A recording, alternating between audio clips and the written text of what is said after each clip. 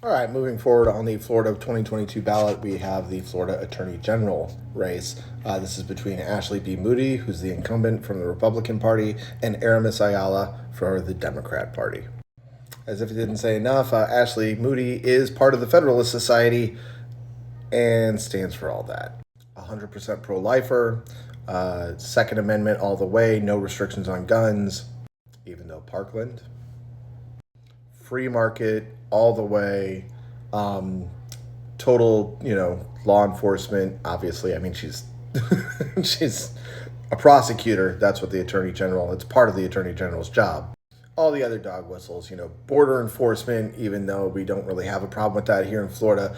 Get rid of gangs and criminal organizations, even though the cops are the biggest gang out there. This line I love. I will ardently defend against politicians that violate our separation of powers and fight against activist judges.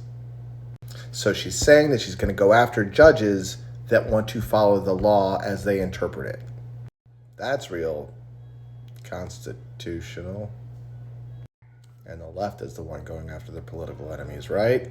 Right. Anyway, moving on to Aramis Ayala. She is the Democrat running for the position. Now, one of the most important things I think you need to remember about Miss Ayala is she was a state attorney here in Orlando, and when she was our state attorney, she stood up against the death penalty. She actually, and against the governor's will, dropped death penalty charges against some people, and actually made a huge kerfuffle at the time because Tallahassee was like, "You can't do that," even though that's literally in the definition of your job. But other than that, I think she's on the right side for most of the issues in this race. She thinks we need to focus more on domestic violence and gun violence used in domestic situations because that's actually where most of the gun deaths come. She wants to reform some of the way that we charge companies that are polluting, which happens a lot here in Florida, and they get away with it because the legislature doesn't want to hold them accountable for their actions.